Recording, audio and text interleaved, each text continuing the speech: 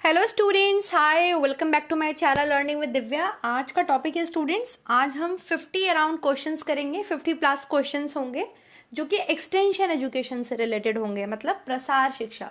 इसमें हम बहुत इंपॉर्टेंट क्वेश्चंस को करेंगे और प्रसार शिक्षा जो आपकी गृह विज्ञान प्रसार शिक्षा है, बेसिकली उसका थोड़ा सा हिस्ट्री के बारे में बात करेंगे और कुछ इंपॉर्टेंट क्वेश्चंस होंगे जो मतलब आपको हेल्प करेंगे आपके एग्जाम्स में। ठीक है, तो चलिए फिर स्टार्ट कर लेते हैं स्टूडेंट्स। और ये वीडियो जो था ये नहीं हो पाया जो मैंने टाइम दिया था उस पर, because my health issues, but now I am fine. और आज हम ये वीडियो कर रहे हैं, तो आप लोग फटाफट से सब लोग जो हैं लाइव आ जाइए, कनेक्ट कर लीजिए मेरे साथ और देन फिर हम इसको स्टार्ट करते हैं क्वेश्चंस को। 50 प्लस क्वेश्चंस रहेंगे और इम्पॉर्टेंट क्वेश्चंस रहेंगे, बेनिफिशियल रहेगा आपके लिए ये video. Okay, so let's start the topic student, start कर लेते हैं। Now the first question is, पहला क्वेश्चन है आपके सामने कि सर्वप्रथम गृह विज्ञान शिक्षा को महत्वपूर्ण समझकर उसके वैज्ञानिक व्यावसायिक अध्ययन का आरंभ निम्नलिखित में से किस महाविद्यालय में हुआ। इंपॉर्टेंट क्वेश्चन है आपके एग्जाम पॉइंट ऑफ व्यू से, और आपसे ये पूछा भी गया है, लास्ट टीजीटी में भी पूछा गया है। और जब आप गृह विज्ञान की बात करते हैं, होम साइंस की बात करते हैं, तो स्टूडेंट बहुत इंपॉर्टेंट हो जाता है थोड़ा सा इसके बारे में जानना। ठीक है, आपके सबके आंसर्स आने लगे हैं, मैं देख पा रही हूँ सबका आंसर आ रहा है। That is option number B, Lady Irwin महाविद्यालय दिल्ली में। तो जब होम साइंस की हम हिस्ट्री की बात करते हैं, तो होम साइंस की हिस्ट्री आज से नहीं है, बहुत टाइम पहले से है।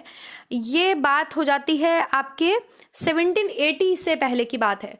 बहुत मतलब जो वेस्टर्न कंट्रीज हैं आपके, लाइक इंग्लैंड है, लाइक आपके अमेरिका है, यहाँ पर क्या हुआ, बहुत ज़्यादा आपके औद्योगिकरण हुआ, औद्योगिकरण सभ्यता आई, मतलब बहुत ज़्यादा आपके इंडस्ट्रियलाइजेशन होने लगा।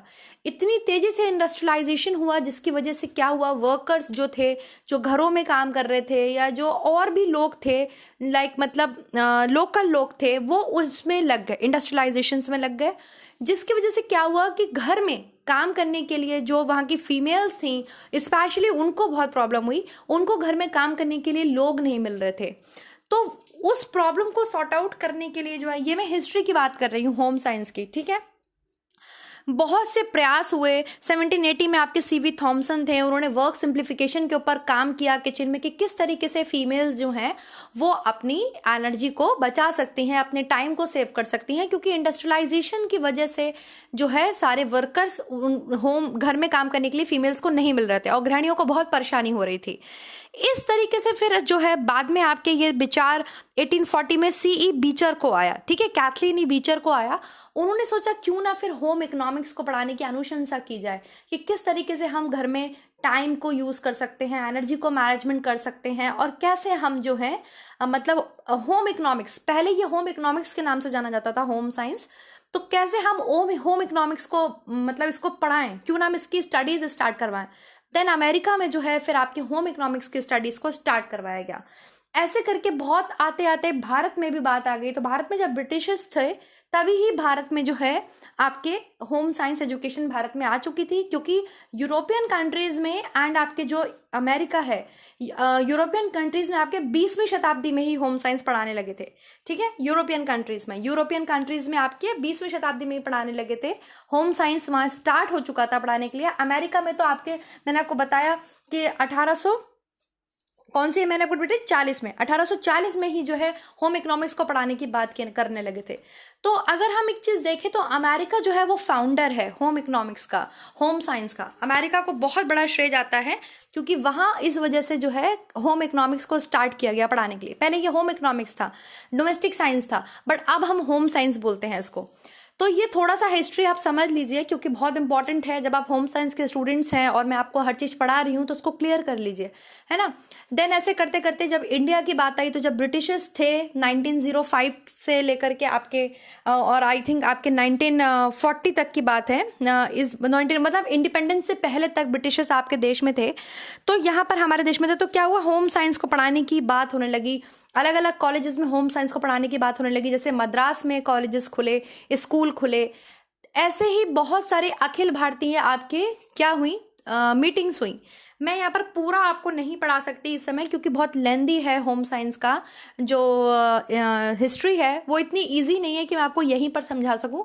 लेकिन मैं बस आपको इतना ज़रूर बताना चाहूँगी कि जो आपके अखिल भारतीय जो आपके महिला अधिवेशन था 1927 में पूना में हुआ था, वहाँ पर इंडिया में होम साइंस को हायर एजुकेशन में रखने की बात की गई। उसके बाद दूसरा अधिवेशन 1928 में हुआ, तो उस 1928 में जो अधिवेशन हुआ था हायर एजुकेशन के लिए इंडिया में होम साइंस की उच्च शिक्षा के लिए, उसकी अध्यक्ष थी लेडी इरविन। उसकी अध्यक्ष थी आपके लेडी इरविन और एक श्रीमती रुस्तम थी, वो दोनों अध्यक्ष थी। उन्होंने बात की कि हम मतलब जो इंडिया की फीमेल्स हैं इनके लिए काम करेंगे और हमको क्या चाहिए, पैसा चाहिए, मनी को उन्होंने कलेक्ट करने का काम किया। द 1928 में ही आपके जो है उन्होंने फाइनेंस की बात करी, भारतीय महिला शिक्षा निधि की स्थापना हुई 1928 में। और फिर जाकर के धीरे धीरे जो है 1932 में जाकर के 10 नवंबर आपके ये जो क्वेश्चन निकला है, तो देखिए मैंने आपको कितना कुछ बताया इसके बारे में। 10 नवंबर 1932, 10 नवंबर 1932 को आपके दिल्ली में पहला महाविद्यालय खोला गया जिसका नाम था लेडी इरविन महाविद्यालय कॉलेज। और ये लेडी इरविन एक लेडी थी और ब्रिटिशर से थी, इनकी वजह था, इनकी हेल्प से ये कॉलेज खुला। और यहाँ पर होम साइंस की आपके ग्रेजुएशन, पोस्ट ग्रेजुएशन, अब तो रिसर्च भी होता है होम साइंस का, और बहुत मतलब कंपलसरी एजुकेशन कर दिया गया। ऐसा नहीं था कि वैकल्पिक विषय में था, अनिवार्य विषय बना दिया गया। यहाँ पर केवल होम साइंस की ही स्टडीज कराई जाने लगी। तो ये इसलिए ये क्वेश्चन के बारे में थोड़ा सा आपको डिटेल जानना जरूरी है, क्योंकि जब हम होम साइंस की बात करते हैं तो हमें ये पता होना चाहिए कि होम साइंस कहाँ से आया, कहाँ से इसकी स्टार्टिंग हुई। ये हिस्ट्री ऑफ होम साइंस से था, थोड़ा बहुत मैंने आपको बताया, बहुत लेंदी है, मैं एक क्वेश्चन में आपको नहीं समझा सकती। आगे जैसे हम क्वेश्चन करते चलेंगे वैसे मैं क्लियर करती चलूंगी। सो आपने सबने आंसर दे दिया कि लेडी इरविन महाविद्यालय जो है दिल्ली में, ये पहला महाविद्यालय था, मतलब पहली यूनिवर्सिटी थी जहाँ पे ग्रेजुएशन एंड पोस्ट ग्रेजुएशन की बात की गई। ओके, नेक्स्ट क्वेश्चन देखते हैं। निम्नलिखित में से आप बताइए कौन सा कथन सत्य है। व्यावहारिक पोषाहार कार्यक्रम, व्यावहारिक पोषाहार कार्यक्रम हो गया आपके ICDS हो गया, ENP हो गया, बालवाड़ी हो गया। इसके अलावा आपके कौन कौन से प्रोग्राम्स मैंने आपको चैनल पर पढ़ाए हुए हैं, लाइक मैंने आपको जो है ये भी पढ़ाए हैं, आई थिंक ICDS पढ़ाया है, ट्राइसिम पढ़ाया है, द्वाकरा पढ़ाया है, सब कुछ पढ़ाया है। तो आप देख सकते हैं आराम से स्टूडेंट्स, क्योंकि बहुत इंपॉर्टेंट है। ओके, तो जब हम बात करते हैं व्यावहारिक पोषाहार कार्यक्रम की, that is applied nutrition programme, जो कि पहले ENP था, एक्सपेंडेड न्यूट्रिशन प्रोग्राम, देन फिर ये अप्लाइड न्यूट्रिशन प्रोग्राम हुआ। इसका गोल क्या था, इसका गोल क्या था, लक्ष्य आपका क्वेश्चन है ये कि कौन से कथन सत्य हैं आपको पहचानने हैं। ठीक है, तो चलिए देखते हैं कौन से कथन सत्य हैं। इसका गोल क्या था कि रक्षात्मक भोज्य पदार्थों का उत्पादन। रक्षात्मक भोज्य पदार्थ कौन से होते हैं, जब हम फूड्स की कैटेगरी करते हैं तो कुछ फूड्स हमें एनर्जी देते हैं, कुछ फूड्स हमें जो है हमारी बॉडी बिल्डिंग करते हैं, ठीक है, कुछ फूड्स हमारी बॉडी को प्रोटेक्शन देते हैं, रक्षात्मक करते हैं। तो रक्षात्मक भोज्य पदार्थ, ठीक है, मतलब आप समझ रहे होंगे फ्रूट्स एंड वेजिटेबल्स की बात हो रही है यहाँ पर। तो क्या व्यावहारिक पोषाहार कार्यक्रम का ये गोल था कि रक्षात्मक भोज्य पदार्थों का उत्पादन हो, उसी का उपभोग हो और पोषण संबंधी शिक्षा देना। इस कार्यक्रम के द्वारा जो भी आपके एक्सटेंशन वर्कर थे, और एक चीज और, गृह विज्ञान को एक्सटेंशन एजुकेशन के साथ जोड़ा गया। गृह विज्ञान आपके जो है इसको एक्सपेंड करना था, इसको एजुकेशन को हर एक तक पहुंचाना था। और एक्सटेंशन एजुकेशन आप जैसे पढ़ चुके हैं 1873 में जो है सबसे पहले आपके कैम्ब्रिज यूनिवर्सिटी जो कि ब्रिटेन में है उसने इसको अडॉप्ट किया, एक्सटेंशन को फॉर्मली अडॉप्ट किया। ये क्वेश्चन भी आपसे पूछा जाता है कि सबसे पहले कैम्ब्रिज विश्वविद्यालय ने एक्सटेंशन को अडॉप्ट किया, लेकिन उसका भी जो हिस्ट्री है वो उससे भी पहले से है। बट जब हम फॉर्मली बात करते हैं तो 1873 से बात करते हैं, 1873 है ना, और आपके कैम्ब्रिज यूनिवर्सिटी ने उसको अडॉप्ट किया एक्सटेंशन एजुकेशन को। तो गृह विज्ञान, जहां जहां आप देखेंगे गृह विज्ञान पढ़ाया जा रहा है वहां वह प्रसार शिक्षा साथ में दी जाती है ना। इसीलिए आपने गृह विज्ञान पढ़ा है तो आपने प्रसार शिक्षा के बारे में भी पढ़ा है। तो जब कोई कार्यक्रम है, हम एक्सटेंशन एजुकेशन की ही बात कर रहे हैं, होम साइंस एक्सटेंशन एजुकेशन की बात कर रहे हैं, तो कोई कार्यक्रम है तो उसके लिए एक्सटेंशन वर्कर्स होंगे जो ऑब्वियसली जो है लोगों तक जाएंगे, उन्हें ट्रेन करेंगे, उनको समझाएंगे, उनको अवेयरनेस देंगे। तो उससे पहले हमें प्रसार कार्यकर्ताओं को ट्रेन करना होता है। तो इस कार्यक्रम के द्वारा जो आपके व्यावहारिक पोषाहार कार्यक्रम था, अप्लाइड न्यूट्रिशन प्रोग्राम था, इसमें जो है एक्सटेंशन वर्कर्स को फल सब्जी की बागवानी, मुर्गी पालन मतलब जो मुर्गी पालन होता है, जो मत्स्य पालन मतलब मछली का जो आपके पालन होता है, और पोषण विज्ञान का प्रशिक्षण दिया गया।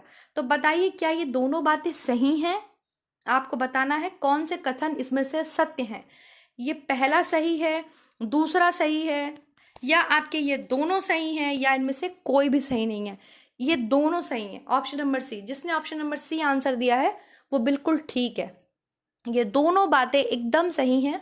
आप मेरे चैनल पर जाकर के ट्राइसिम, द्वाकरा, IRDP, ICDS, एक IRDP ही नहीं पढ़ा पा रही हूँ मैं, इंटीग्रेटेड रूरल डेवलपमेंट प्रोग्राम, जो कि मेरे को बहुत मतलब है मन पढ़ाने का, बट पता नहीं, आई डोंट नो मैं उसको क्यों नहीं पढ़ा पा रही हूँ। मैं सोचती हूँ और फिर वो किसी ना किसी वजह से रह जाता है। मैं पढ़ा दूंगी, डोंट वरी। इसके अलावा कौन कौन से पढ़ाया मैंने? बालवाड़ी पढ़ाया है, न्यूट्रिशन से रिलेटेड पढ़ाया है, एंड आपके जो भी ये आयरन डिफिशियंसी है, विटामिन ए डिफिशियंसी है, ज़िरेप्थेल्मिया वाली, और आयोडीन वाली भी पढ़ाई हुई है। मतलब मैंने बेसिकली बहुत सारे न्यूट्रिशन प्रोग्राम्स और आपके रूरल डेवलपमेंट प्रोग्राम्स पढ़ाए हुए हैं, तो आप प्लीज़ उसको देख लीजिएगा, आपको डेफिनेटली हेल्प करेंगे। ओके, नेक्स्ट क्वेश्चन की तरफ चलें। क्वेश्चन नंबर 3, देश में व्यावहारिक पोषण आहार कार्यक्रम, जब कोई भी हम न्यूट्रिशन प्रोग्राम की बात करते हैं तो बहुत से ऑर्गेनाइजेशंस हमें हेल्प करते हैं, फिर वो इंटरनेशनल हो सकते हैं, नेशनल हो सकते हैं, ठीक है। तो व्यावहारिक पोषण आहार कार्यक्रम को आरंभ करने में किस किस अंतर्राष्ट्रीय संस्थान ने योगदान दिया?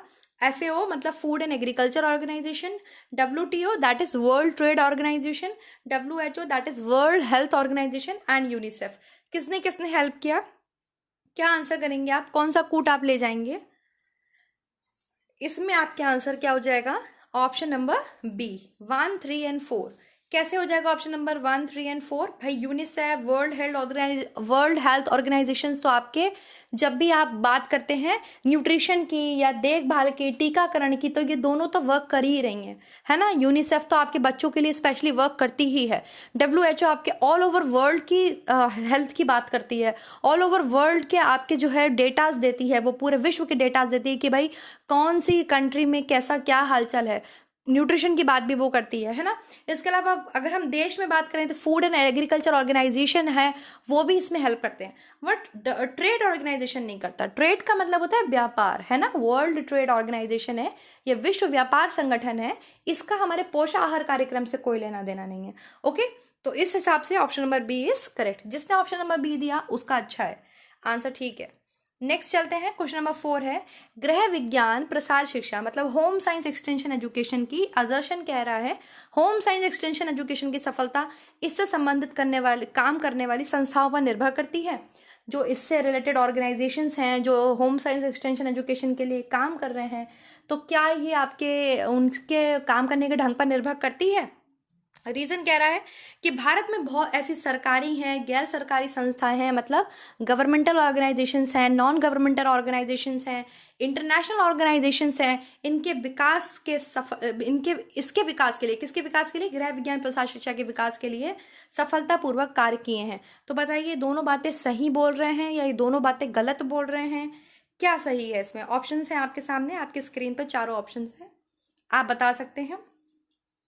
इसका आंसर क्या हो जाएगा? बिल्कुल, वेरी गुड, जिसका आंसर ए है एकदम सही है भाई, बिल्कुल सही है ना। गृह विज्ञान के प्रसार शिक्षा की सफलता तो इस बात पर निर्भर करती है कि उससे जुड़े जो भी ऑर्गेनाइजेशंस हैं वो अपना काम सही से कर रहे हैं या नहीं कर रहे हैं, है ना, कितना पॉसिबली काम कर रहे हैं वो। इसके अलावा भारत में बहुत सारे ऐसे ऑर्गेनाइजेशंस हैं, चाहे हम NGOs की बात करें, चाहे हम गवर्नमेंट की बात करें, इंटरनेशनल में हम बात करें, तो बहुत से ऐसे ऑर्गेनाइजेशंस हैं जो होम साइंस या एक्सटेंशन एजुकेशन के लिए वर्क कर रहे हैं।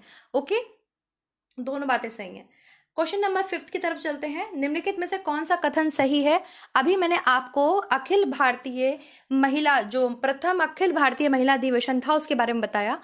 4 अधिवेशन थे जब हम होम साइंस की आपकी बात करते हैं, हिस्ट्री की।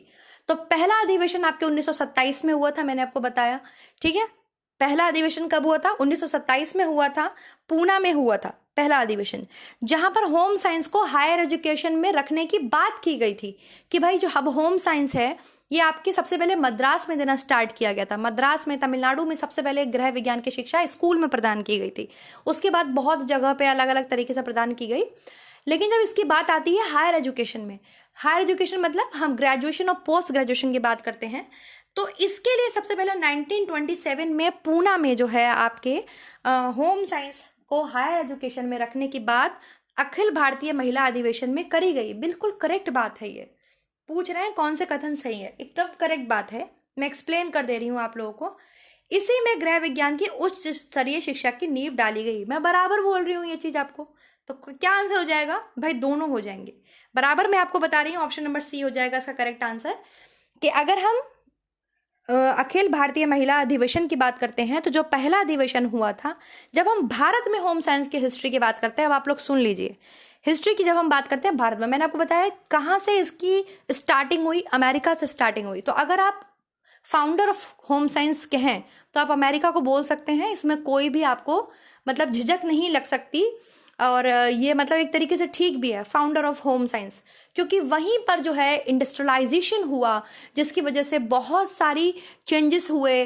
किसी ने वर्क सिंप्लीफिकेशन पे काम किया, आपके बीचर ने जो है होम इकोनॉमिक्स को पढ़ाने की अनुशंसा कर दी गई, और वहाँ पे लैंड ग्रैंड कॉलेज है अमेरिका में, वहाँ पर होम साइंस पढ़ाई भी जाने लगी। ठीक है, देन फिर देखा गया तो फिर यूरोपियन कंट्रीज में आ गए। 20वीं शताब्दी में यूरोपियन कंट्रीज में जो है आपके होम साइंस को पढ़ाया जाने लगा। जब भारत की बात आई तो भाई यूरोपियंस ही तो हमारे देश में आए थे, ब्रिटिशर्स तो हमारे देश में आए थे। तो हमारे देश में देखा गया कि भाई यहाँ पर भी एजुकेशन को उन्होंने स्टार्ट किया। तो भारत में ही आपके जो है होम साइंस की अगर आप हिस्ट्री की बात करते हैं भारत में, तो आपकी जो है होम साइंस एजुकेशन जब ब्रिटिशर्स थे तब वहां पे स्टार्ट हो चुकी थी। तो मद्रास ब्रिटिशर्स का एक बहुत बड़ा आपके पॉइंट था। मद्रास जो इस समय आपके क्या है, चेन्नई है, बहुत बड़ा एक पॉइंट था मद्रास। तो वहां पर जो है आपके ब्रिटिशर्स ने क्या करा कि इसको एक्सटेंशन एजुकेशन को होम साइंस एजुकेशन को बढ़ावा देने के लिए जो है आपके वहां पर आपके कॉलेज स्कूल खोला गया, स्कूल में एजुकेशन प्रोवाइड की गई। किसकी? होम साइंस की। क्लियर है, समझ में आ रहा है इतनी चीज? फिर धीरे धीरे धीरे धीरे बहुत कुछ होता रहा स्टूडेंट्स, बहुत कुछ हुआ, वो आपको इतनी मैं हिस्ट्री में अभी नहीं यहाँ पर बता सकती।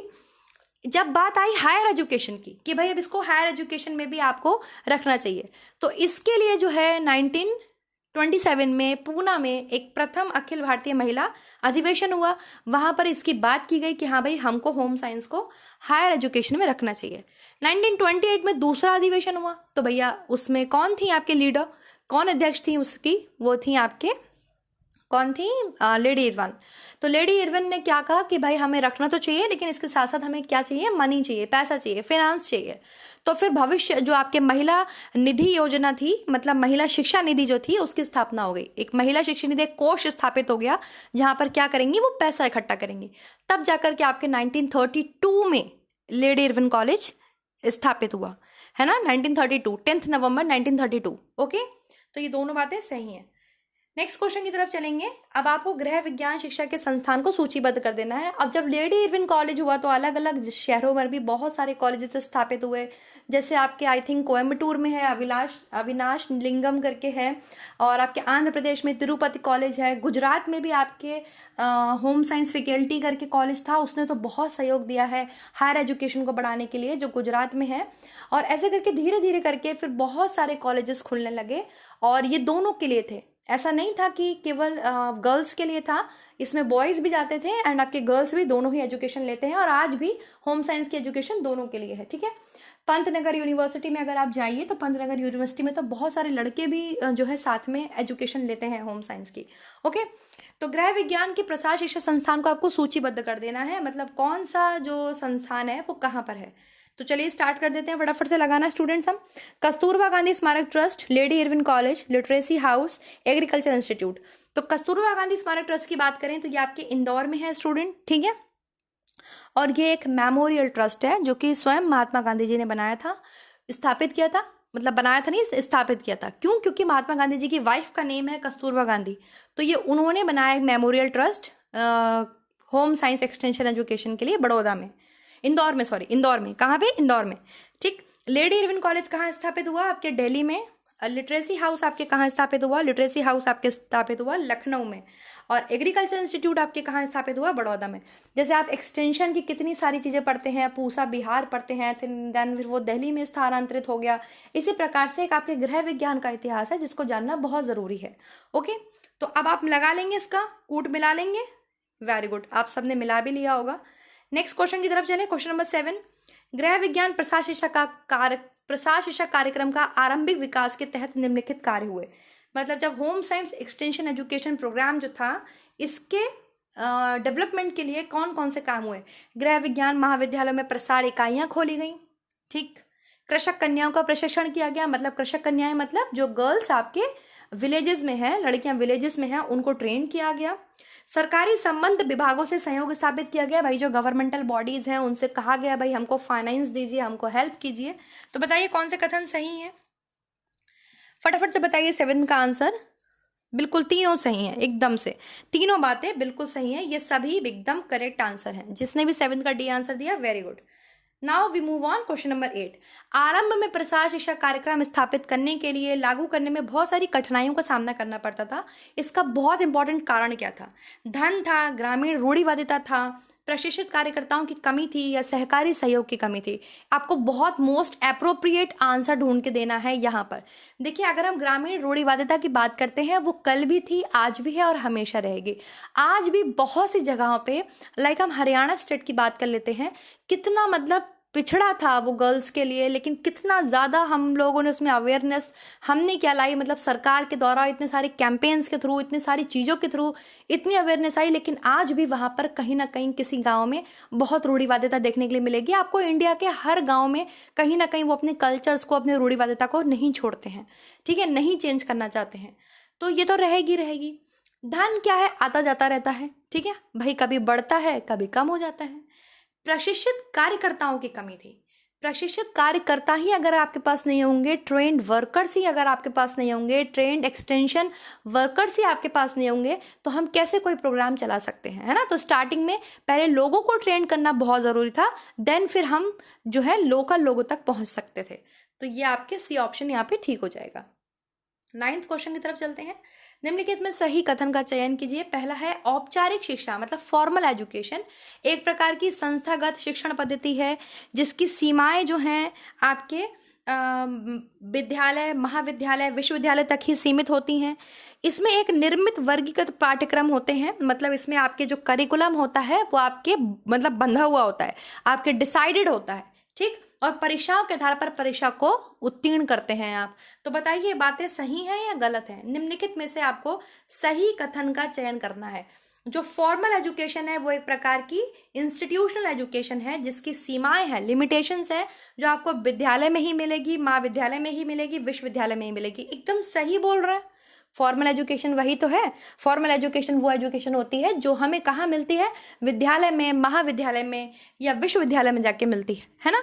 इसका एक करिकुलम है, एक मतलब आपके एक सिलेबस है, ठीक है, एक सिलेबस है, एक करिकुलम है जो कि आपके निश्चित है। आपको निश्चित है कि भाई एनसी क्लास में इतना पढ़ाया जाएगा, केजी में इतना, देन फर्स्ट में इतना, देन सेकंड में इतना, और धीरे धीरे धीरे धीरे करके वो जो सिलेबस है वो बढ़ता जाता है। तो एकदम सही बातें हैं, तो दोनों ही बातें सही हैं, है ना। और इसके आधार पर स्टूडेंट्स को पास भी किया जाता है एंड फेल भी किया जाता है ना, उनको मार्क्स भी प्रोवाइड किए जाते हैं।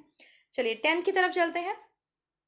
गृह विज्ञान के अंतर्गत आने वाले कौन से विषय हैं? बताइए किसकी विषय की पढ़ाई होती है होम साइंस के अंतर्गत? अगर हम होम साइंस के आपके फील्ड्स की बात करते हैं या ब्रांचेस की बात करते हैं तो देयर आर 5 मेन ब्रांचेस। कौन सी मेन ब्रांचेस हैं? 5।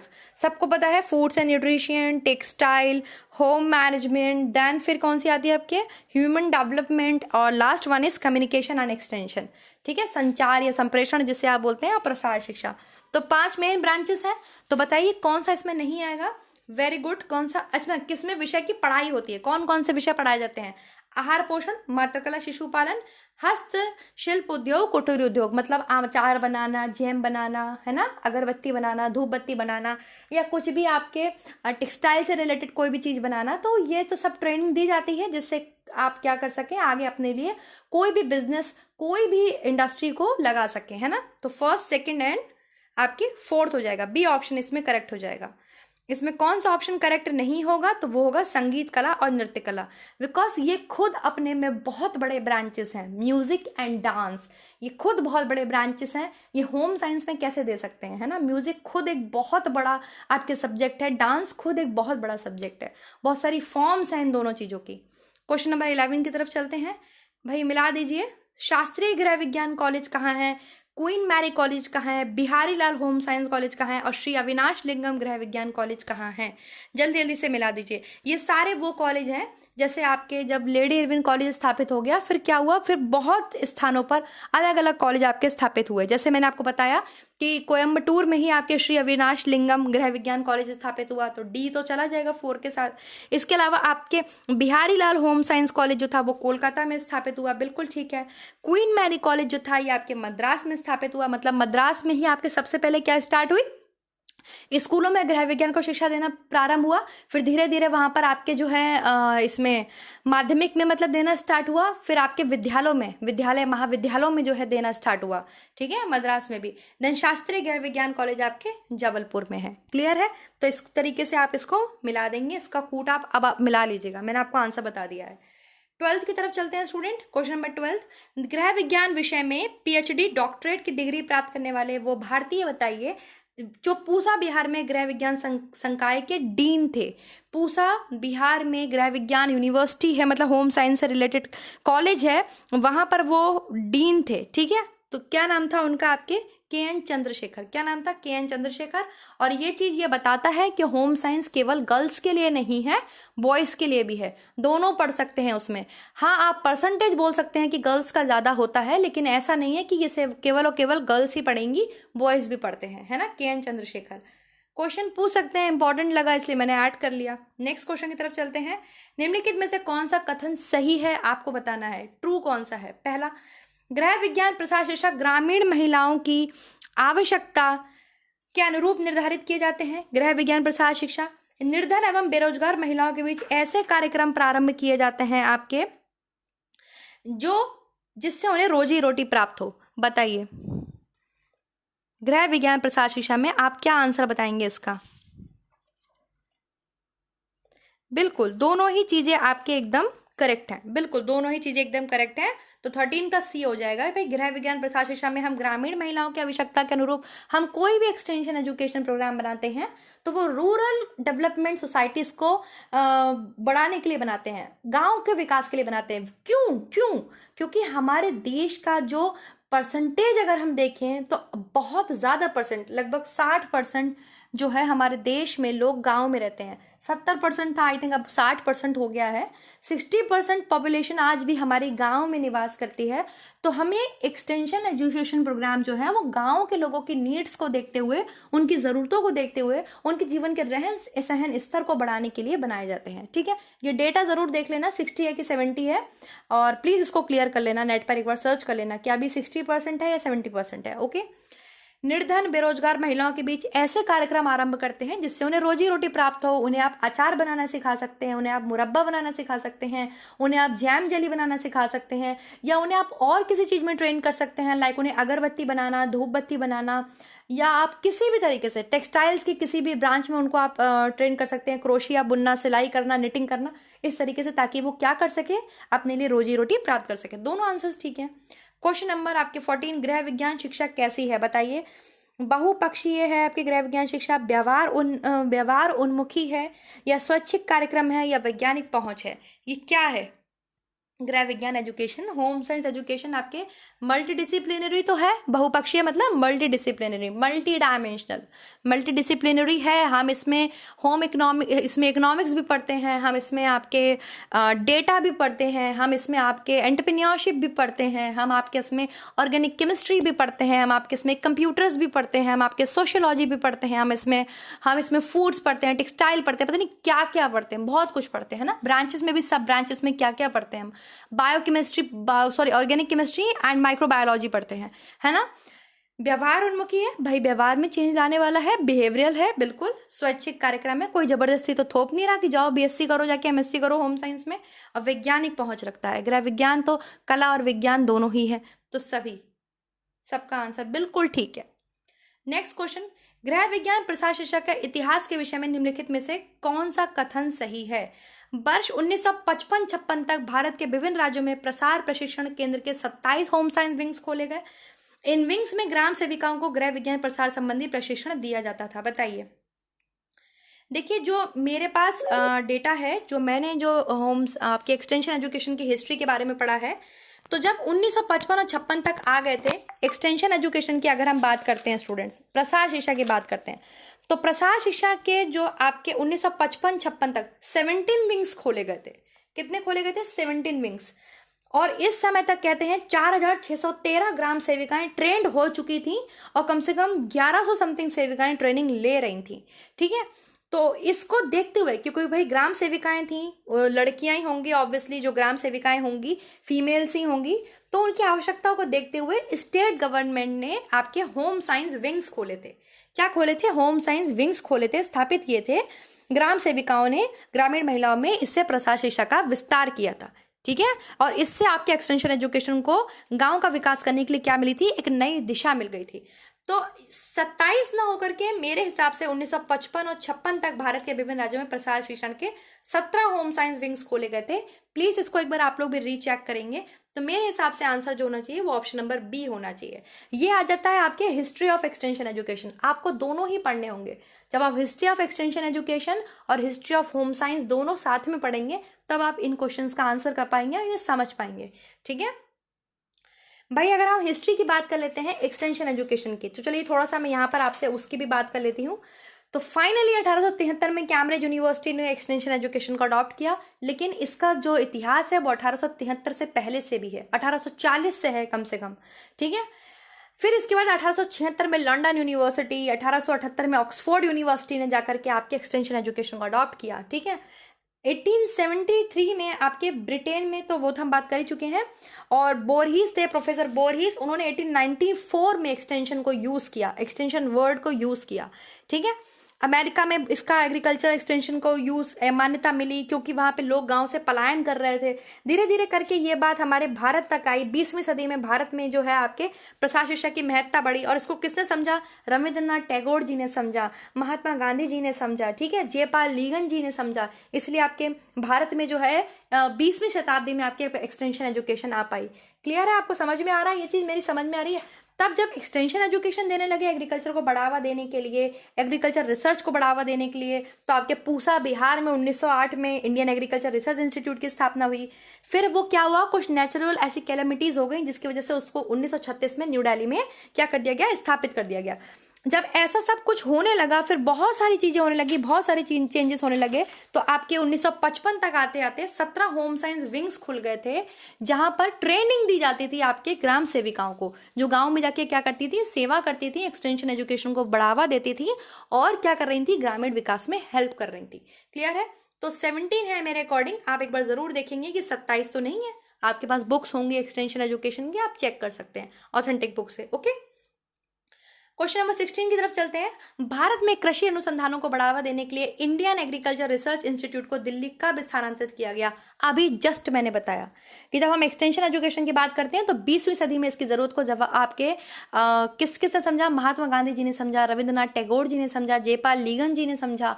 और फिर ऐसा करते हुए कृषि को बढ़ावा देने के लिए एग्रीकल्चर यूनिवर्सिटीज को ओपन किया गया, जिसमें आपके सबसे इंपॉर्टेंट है आपके, जिसको पूसा बिहार में स्थापित किया गया, इंडियन एग्रीकल्चर रिसर्च इंस्टीट्यूट। ऐसा हो गया था, कुछ वहां पे नेचुरल कैलेमिटीज आ गई थी, जिसकी वजह से आपको इसको कहाँ लाना पड़ा? दिल्ली में इसको ट्रांसफर करना पड़ा। और कब करना पड़ा? 1936 में। 1936 में। अभी ये आपके कहाँ है? 1936 में। और बराबर किसानों के विकास के लिए, भूमि की उर्वरक शक्ति को बढ़ाने के लिए, मतलब किस तरीके से आप फर्टिलिटी बढ़ा सकते हैं, एग्रीकल्चर प्रोडक्शन को बढ़ा सकते हैं, उत्तम कोटि का बीज ला सकते हैं, फसल को बचा सकते हैं, ये संस्थान बराबर आज भी काम कर रहा है। Okay, now the 17 question. आज तो बहुत डिस्क्राइब करती चल रही हूँ मैं आपको एक एक क्वेश्चन। भारत में निम्नलिखित में से कौन सा कथन सही है? बताइए। भारत में कृषि अनुसंधान को बढ़ावा देने के लिए, मेरा वाला क्वेश्चन आ गया, एक्सटेंशन की ये हिस्ट्री है। भारत में कृषि संबंधी अनुसंधान को बढ़ावा देने के उद्देश्य से इंडियन एग्रीकल्चर रिसर्च इंस्टीट्यूट की स्थापना वर्ष 1908 में बिहार में हुई। इस संस्थान को स्वतंत्रता के बाद दिल्ली स्थानांतरित कर दिया गया। बताइए, ये दोनों बातें सही हैं या दोनों बातें गलत हैं? ये दोनों बातें आपके सही है या गलत है? ये क्वेश्चंस मैंने आपको पहले भी कराए हैं। ठीक है, अब कहीं कहीं आपको ये जो स्थापना है 1908 मिलेगी, कहीं कहीं स्थापना आपको 1905 मिलेगी। ठीक है, देखने के लिए कि भारत में कृषि संबंधी पूसा बिहार में जो इंडियन एग्रीकल्चर रिसर्च इंस्टीट्यूट है, ये आप जाके देखेंगे इंडियन एग्रीकल्चर रिसर्च इंस्टीट्यूट की वेबसाइट पर जाके इस चीज़ को आप क्लियर करेंगे, गूगल पर जाके सर्च करेंगे कि भारत में कृषि संबंधी अनुसंधान को बढ़ावा देने के लिए जो इंडियन एग्रीकल्चर रिसर्च इंस्टीट्यूट की स्थापना है वो 1908 में हुई थी या 1905 में हुई थी। मेरे हिसाब से 1905 है इसका करेक्ट आंसर। आप इसको जरूर देखेंगे, ये आपका होम वर्क है जिसको आप करेंगे। इस संस्थान को स्वतंत्रता के बाद जो है मतलब फ्रीडम के बाद दिल्ली स्थानांतरित कर दिया गया, ये गलत बात है। 1936 में इसको कर दिया गया था, तब तक हमें फ्रीडम नहीं मिली थी। तो ऐसे देखा जाए तो यहाँ पे ना तो एक है ना ही दो है अकॉर्डिंग टू मी आंसर, लेकिन आप इसको एक बार जरूर चेक करेंगे क्योंकि कहीं पर ये 1908 मिलता है, कहीं पर ये 1905 मिलता है। तो आप जरूर चेक करके मुझे भी इन्फॉर्म करेंगे कि मैम इसकी करेक्ट जो है ईयर क्या है, 1905 है या 1908 है। ओके स्टूडेंट्स, ओके गाइज, चलिए नेक्स्ट क्वेश्चन की तरफ चलते हैं। इस तरीके से कम आपका एक्सटेंशन एजुकेशन की हिस्ट्री तो क्लियर होती जा रही है। क्वेश्चन नंबर 18 करते हैं। भारत में ब्रिटिश सरकार के दौरान ही गृह विज्ञान शिक्षा के क्षेत्र में काफी विकास हुआ। क्या ये बात सच है? मैंने आपको बताया था अभी, है ना। इसके बाद क्या बोल रहे हैं, भारत में वर्ष 1920 से 1940 में स्कूल एवं कॉलेजों में गृह विज्ञान एवं घरेलू अर्थव्यवस्था विषयों की शिक्षा दी जाने लगी। बताइए ये दोनों बातें सही हैं या दोनों बातें गलत हैं? केवल एक सही है या केवल एक गलत है? फटाफट से आंसर करिए। हाँ, इसका आंसर क्या हो जाएगा आपके, ये दोनों बातें एकदम बिल्कुल करेक्ट हैं। ये दोनों बातें आपके एकदम बिल्कुल करेक्ट हैं। मैंने आपको बताया कि भारत में जब ब्रिटिशर्स थे हमारे देश में, तब उन्हीं के दौरान ही गृह विज्ञान शिक्षा के क्षेत्र में बहुत विकास हुआ और 1920 से 1940 के बीच में तो बहुत अच्छे से विकास हुआ। स्कूल कॉलेज में गृह विज्ञान घरेलू अर्थव्यवस्था विषयों की शिक्षा दी जाने लगी। दोनों आर बिल्कुल ए और सही है और आर ए की सही व्याख्या है। 19 क्वेश्चन की तरफ चलते हैं। निम्नलिखित में से कौन सा कथन सही है, बताइए। वर्ष 1909 में अमेरिकन होम इकोनॉमिक्स एसोसिएशन की स्थापना हुई। यूरोपीय देश में गृह विज्ञान शिक्षा का प्रारंभ भारत से पहले हुआ। आंसर करिए फटाफट से, इसका क्या हो जाएगा। बिल्कुल दोनों सही हो जाएंगे एकदम, 1 और 2। मैंने आपको बताया पहले सबसे पहले अमेरिका, देन फिर यूरोपीय देश, यूरोपीय जितने देश थे, यूरोपियन कंट्रीज जो थी, 19th सेंचुरी में ही वहां पर जो है होम साइंस एजुकेशन डेवलप हो चुकी थी, भारत से पहले डेवलप हो चुकी थी। और 1909 में आपके अमेरिकन होम इकोनॉमिक्स एसोसिएशन की स्थापना हुई थी। ठीक है, 20वीं शताब्दी में, यूरोपियन में आपके 20वीं में, सॉरी 19 में नहीं, 20वीं शताब्दी में जो है आपके यूरोपियन कंट्रीज में क्या हुआ था, आपके ये जो है होम साइंस एजुकेशन वो आपके स्टार्ट हो चुकी थी 20th सेंचुरी में आते आते। ठीक है, समझ में आ गया, क्लियर हो गया, 20वीं शताब्दी में यूरोपियन कंट्रीज में। तो दोनों बातें सही हैं। नेक्स्ट 20 की तरफ चलते हैं। अनौपचारिक शिक्षा के साधन के रूप में निम्नलिखित में से किस साधन का उपयोग शिक्षार्थी नहीं करेगा? अनौपचारिक शिक्षा के साधन के रूप में मतलब इनफॉर्मल एजुकेशन है, इनफॉर्मल एजुकेशन के रूप में किसका यूज नहीं करेगा? क्या स्टूडेंट? पत्र पत्रिकाएं का, टेलीविजन का, पत्राचार का, वर्गीकृत पाठ्यक्रम का। Very good, option number D. किसी भी तरीके का वो सिलेबस का, मतलब हम जब इनफॉर्मल एजुकेशन की बात करते हैं तो हम कोई सिलेबस मेंटेन नहीं करते हैं, बॉन्ड सिलेबस नहीं होता वहां पे कि इतना ही आपको ये वर्गीकृत सिलेबस है इसको फॉलो करना है, ऐसा नहीं होता। बाकी आप पत्र पत्रिकाएं से एजुकेशन देते हैं, टेलीविजन के थ्रू देते हैं, पत्राचार के थ्रू स्टूडेंट्स लेते हैं, इनफॉर्मल एजुकेशन है ना। नेक्स्ट देखते हैं क्वेश्चन नंबर 21। प्रसार शिक्षा का आपके ग्रामीण पृष्ठभूमि का होना चाहिए, ऐसा प्रभावशाली माना जाता है। रीजन क्या है इसका? क्योंकि ग्रामीण पृष्ठभूमि के प्रसार शिक्षण ग्रामीण की समस्याओं से भली भांति परिचित होते हैं। तो आप इसका क्या आंसर करेंगे? ये दोनों सही है, गलत है, या ए सही है किंतु आर गलत है? बताइए क्या आंसर करेंगे आप। ये भैया दोनों बातें सही हैं। अगर हम किसी भी एक्सटेंशन एजुकेशन प्रोग्राम को किसी गांव में संपन्न कराना चाहते हैं तो वहाँ के लोकल लीडर को हम ट्रेन करेंगे, वहाँ के लोकल लीडर को हम देखेंगे। ज़्यादातर हम ऐसा देखेंगे कि जो एक्सटेंशन एजुकेशन हो वो वहाँ के लोकल लीडर। अब जैसे मान लो हम यहाँ से तमिलनाडु गए, ठीक है, हमें एक प्रोग्राम में हम हैं, किसी एनजीओ में हम हैं और हम तमिलनाडु गए, भैया वहाँ हमारी तो कोई सुनेगा ही नहीं, हमें तो कोई समझेगा ही नहीं, क्योंकि उनको तो तमिल से ज़्यादा समझ में आ रही है। हाँ, वो इंग्लिश बहुत अच्छे से जानते हैं, बहुत बढ़िया बात है, लेकिन वो जान जाएंगे कि अरे ये तो हमें पागल बना रहे हैं। फॉर एग्जाम्पल, मैं आपको एग्जाम्पल दे रही हूँ, तो भाई वो किसकी बात ज़्यादा सुनेंगे? जैसे तमिल आती है, वो उन्हें अपनी लैंग्वेज में बहुत अच्छे से एक्सप्लेन कर पाएगा हमारी बात को। तो ऐसा मानते हैं कि जो प्रसार शिक्षक है वो ग्रामीण पृष्ठभूमि का हो, मतलब एक तो उन्हीं की लोकेलिटी का हो, उनके साथ का हो, है ना। क्योंकि वो वहाँ के लोगों की समस्या से अच्छी तरीके से परिचित होगा और आप जो भी प्रोग्राम लेके गए हैं वो उसमें भी डिस्कस कर पाएगा कि भैया ये प्रोग्राम हमारे गांव में अच्छे से चल पाएगा या नहीं चल पाएगा। हमारे गांव के लोग इस चीज़ को, क्योंकि हमें हमेशा ये चीज़ ध्यान रखनी है जब हम एक्सटेंशन एजुकेशन प्रोग्राम की बात करते हैं, हमें हमेशा लोकल रिसोर्सेज को यूज़ करना है, जो गाँव में अवेलेबल है उन्हीं रिसोर्सेज को यूज़ करना है। ऐसा नहीं है कि गाँव में भैया वहाँ पर वो रिसोर्स अवेलेबल नहीं है और हम दिल्ली से मंगा रहे हैं, ऐसा नहीं करना है हमें। ठीक है, तो दोनों सही हैं। वेरी गुड, जिसका ये आंसर था वेरी गुड। प्रसार शिक्षक की भूमिका हेतु निम्नलिखित कार्य पर विचार करिए कि प्रसार शिक्षक की जो भूमिका है वो कैसी होनी चाहिए, बताइए। रचनात्मक कार्यों को प्रोत्साहन दे, वो मतलब जो आपकी क्रिएटिविटी है उसको बढ़ाए, लेखा जोखा तैयार करे, आंकड़े का संकलन करे, डेटा का एनालिसिस करे, ठीक है, विकास की संभावनाओं का पता लगाए कि किस तरीके से डेवलपमेंट कर सकते हैं। तो कौन से कथन सही है, फटाफट से आंसर कीजिए। Very good, option number D 1, 2 and 3 बिल्कुल सही है भाई। वो क्रिएटिव कार्यों को प्रोत्साहित करें जिसमें क्रिएटिविटी हो, रचनात्मक हो, लेखा जोखा तैयार करे, ऑब्वियसली डेटा को एनालाइज करे और विकास की संभावनाओं का पता लगाए कि किस तरीके से और हम क्या कर सकते हैं जिससे यहाँ पर डेवलपमेंट हो। 23, लोकप्रिय व्यक्तित्व के लिए प्रसार शिक्षक में गुण नहीं होना चाहिए। लोकप्रिय व्यक्तित्व के लिए प्रसार शिक्षक में गुण नहीं होना चाहिए। कौन सा गुण नहीं होना चाहिए?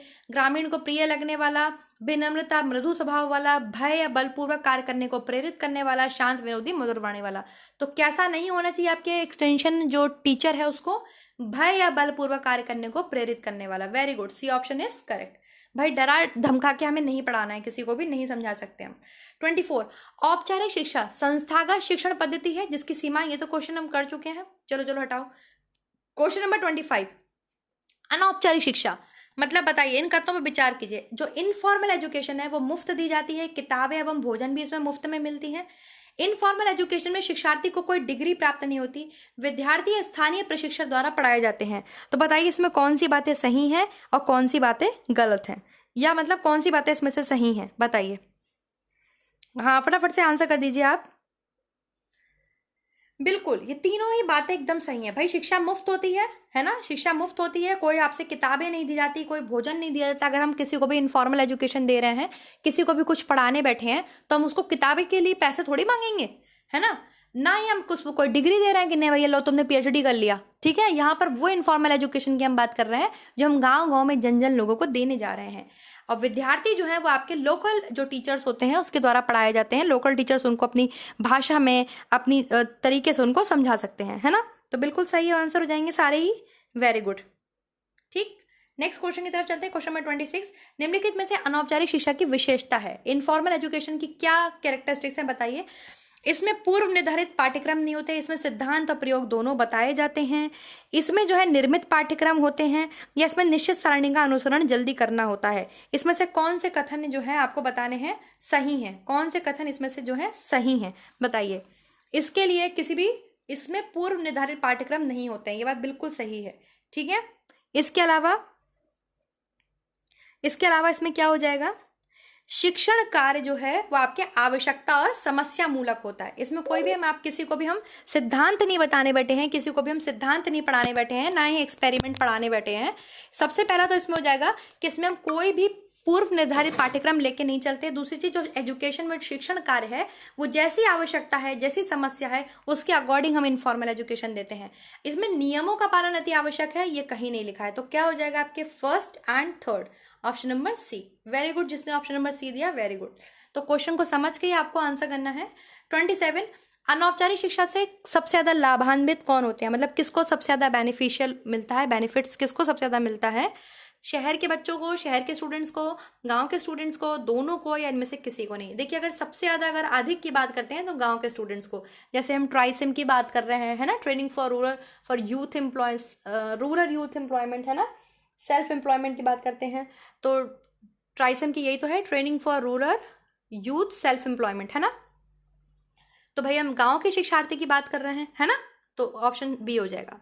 वेरी गुड, जिसने ऑप्शन नंबर बी दिया। 28, निम्नलिखित में से किस शिक्षा प्रणाली में शिक्षार्थी न केवल जो है आपके मुफ्त पढ़ाए जाते हैं बल्कि उन्हें भोजन, दवाएं, किताबें भी मुफ्त में दी जाती हैं और परीक्षाएं होती भी नहीं हैं। ऐसी कौन सी एजुकेशन है? औपचारिक मतलब फॉर्मल है, अनौपचारिक मतलब इनफॉर्मल है, व्यवसायिक मतलब वोकेशनल है, या ये सभी हैं? सबका आंसर एकदम वेरी गुड आ रहा है 28 का 2। अनौपचारिक जो आपके इनफॉर्मल एजुकेशन है वहाँ पर शिक्षार्थी को हम मुफ्त में पढ़ाएंगे। उन्हें भोजन भी, अगर कोई हमें मान लो किसी फूड के बारे में समझाना है, मान लो कुछ भी ऐसी चीज़ उनको समझानी है कि तुम ये खाओ, इससे तुम्हें बहुत अच्छा मिलेगा, ये आपको बेनिफिट देगा, तो हम उसका एक सैंपल उन्हें प्रोवाइड करेंगे। ठीक है, दवाएं देंगे, उन्हें किताबें देंगे, फ्री में हम उसको डिस्ट्रीब्यूट करेंगे। फॉर एग्जाम्पल हम विस्पर का ले लेते हैं, तो अगर हमें विस्पर या सैनिटरी पैड के बारे में किसी को बताना है कि भाई सैनिटरी पैड को यूज़ करो, सैनिटरी पैड फीमेल्स के लिए बहुत अच्छा है, ठीक है, हम गाँव में गए, तो क्या हम उनको बोलेंगे आओ भैया सैनिटरी पैड खरीदो हमसे? नहीं, हमारी जो यूनिट है, जो एनजीओ है, वो सैनिटरी पैड्स को बांटेगी ताकि हम उनके पे अवेयरनेस ला सकें, फिर आगे वो उसको ज़रूर खरीदें। हम उसको उसमें जो है उनको बिल्कुल फ्री में सब चीज़ समझाएंगे कि चीज़ को उनको जो है उनकी हेल्थ से रिलेटेड उनको जानकारी देंगे, अवेयरनेस देंगे, और फिर हम उनको उन सैनिटरी पैड्स देंगे कि भाई इसको यूज़ तो करके देखो, है ना। तो ये किस में कर सकते हैं हम? इनफॉर्मल एजुकेशन में, है ना। चलिए, ये एग्जाम्पल था आपको समझाने के लिए, हालांकि आप सब समझदार हो, समझ रहे हो मेरी बात। देन क्या है ये 28 है 29, निम्नलिखित में से किस योजना के तहत परिवार के एक व्यक्ति को कम से कम 100 दिन का रोजगार, मतलब 100 दिन की रोजगार गारंटी मुहैया कराई जाती है, सुनिश्चित कराई जाती है? ये कौन देता है आपके? संपूर्ण ग्रामीण रोजगार योजना, ग्रामीण नियोजन रोजगार योजना, महात्मा गांधी जो है रोजगार योजना, या फिर आपके आ जाएगा कौन सी? सर्व शिक्षा अभियान। तो सबको पता है 100 दिन की रोजगार की बात करता है महात्मा गांधी नियोजन रोजगार योजना, आपके मनरेगा, जिसमें आपके 100 दिन का गारंटी आपके प्रोवाइड की जाती है। कई बार मैंने क्वेश्चन करवाया है, आपको सबको पता भी होगा। क्वेश्चन नंबर 30, राष्ट्रीय ग्रामीण आजीविका मिशन में क्या बातें सही हैं? राष्ट्रीय ग्रामीण मतलब नेशनल रूरल लाइवलीहुड मिशन के बारे में क्या बात सही है? ये ग्रामीण क्षेत्र में निर्धनता निवारण के लिए, मतलब पॉवर्टी को रिमूव करने के लिए इस योजना की स्टार्टिंग 3 जून 2011 को हुई, 2011 को हुई। दूसरी चीज, इस योजना की शुरुआत आपके बिहार के बक्सर से हुई। तीसरी चीज, यह योजना महिलाओं, अनुसूचित जाति, जनजाति, अल्पसंख्यकों पर विशेष रूप से केंद्रित है। तो बताइए इसमें कौन सी बातें एकदम सही हैं? इसमें आपके कौन सी बातें एकदम सही हैं? नेशनल रूरल लाइवलीहुड मिशन के लिए या राष्ट्रीय ग्रामीण आजीविका मिशन के लिए कौन सी बातें सही हैं? पहला बिल्कुल सही है, तीसरा बिल्कुल सही है, दूसरा नहीं सही है। ये आपके पॉवर्टी रिमूवल के लिए इस योजना का शुरुआत 3 जून 2011 को हुई और मिनिस्ट्री ऑफ रूरल डेवलपमेंट के अंतर्गत आता है ये। एंड ये योजना महिलाओं, अनुसूचित जाति, जनजाति, अल्पसंख्यकों पर विशेष रूप से केंद्रित है। तो पहला और तीसरा। अब तुम ढूंढ के बताओगे इसकी शुरुआत कहाँ से हुई। नेक्स्ट क्वेश्चन है 31, निम्नलिखित में से कौन सी यूनिवर्सिटी को अगर हम देखें तो इनफॉर्मल एजुकेशन का आपके माध्यम है, अनौपचारिक शिक्षा का वो माध्यम है? मगध, नालंदा, पटना या दिल्ली? मगध, नालंदा, पटना या दिल्ली? तो नालंदा ओपन यूनिवर्सिटी। सब आंसर भी सही कर रहे हैं, वेरी गुड। 32 की तरफ चलते हैं। व्यवस्था की प्रक्रिया के प्रथम सोपान के अंतर्गत योजना बनाई जाती है, बताइए कैसे बनाई जाती है? व्यवस्था है, आपने अरेंजमेंट कर दी हैं, तो कैसे आप योजना बनाएंगे बताइए? विभिन्न उपलब्ध साधनों के आधार पर, क्रियाओं, आवश्यकताओं के अनुसार पर बनाएंगे, या फिर आप बनाएंगे लक्ष्यों के आधार पर, या सभी के आधार पर? क्या आंसर आ जाएगा भाई? विविध जो साधन है उसके आधार पर आप प्लानिंग करेंगे, जो भी आपकी आवश्यकताएं हैं, जो भी एक्टिविटीज हैं उसके करेंगे, जो भी आपके गोल्स हैं उसके करेंगे। तो बिल्कुल सही, option number D is correct, सब आंसर सही है। ठीक है, क्वेश्चन नंबर 33, प्रगतिशील विचारधारा, कुशल प्रबंधक, विज्ञान एवं तकनीकी में विश्वास, निष्पक्ष नीति, दूरदर्शिता का गुण होना चाहिए। भैया किसमें होने चाहिए ये सारे गुण? बताइए आप लोग स्टूडेंट्स, किसमें होने चाहिए ये सारे गुण? गृह विज्ञान की छात्रा में होने चाहिए, प्रसार शिक्षक में होने चाहिए, स्कूली शिक्षक में होने चाहिए आपके, या फिर आपके ये होने चाहिए प्रसार छात्र छात्राओं में? प्रगतिशील विचारधारा हो, हाँ वेरी गुड, सबका आंसर एकदम वेरी गुड, बहुत अच्छा आ रहा है। ऑप्शन हो जाएगा आपके प्रसार शिक्षक। कैसा होना चाहिए? प्रगतिशील विचारधारा, कुशल प्रबंधक, विज्ञान तकनीकी में विश्वास, निष्पक्ष नीति करे, दूरदर्शिता का गुण हो। सबका आंसर सही है। 34 का आंसर दीजिए स्टूडेंट्स। एक गृहिणी को गृह व्यवस्था को सुचारू ढंग से चलाने के लिए कौन से साधन अपनाने चाहिए? भौतिक साधन अपनाने चाहिए, या फिर आपके मानवीय साधन अपनाने चाहिए, या फिर सार्वजनिक साधन अपनाने चाहिए आपके, और या फिर उसको जो है उपरोक्त सभी को अपनाना चाहिए? बताइए। बिल्कुल सभी को अपनाना चाहिए। कैसे अपनाने चाहिए उसको? सभी को अपनाने चाहिए। ठीक है, सभी जो भौतिक साधन है, जो मानवीय साधन है, जो सार्वजनिक साधन है, सभी को अपनाना चाहिए। एकदम करेक्ट है। 35 की तरफ चलते हैं। स्वर्ण जयंती ग्राम स्वरोजगार योजना के विषय में असत्य कथन का चयन कीजिए। जो आपके स्वर्ण जयंती ग्राम स्वरोजगार योजना है उसके बारे में कौन सी चीज इसमें गलत लिखी हुई है स्टूडेंट्स, वो आपको बताना है। ओके, तो चलिए बताइए।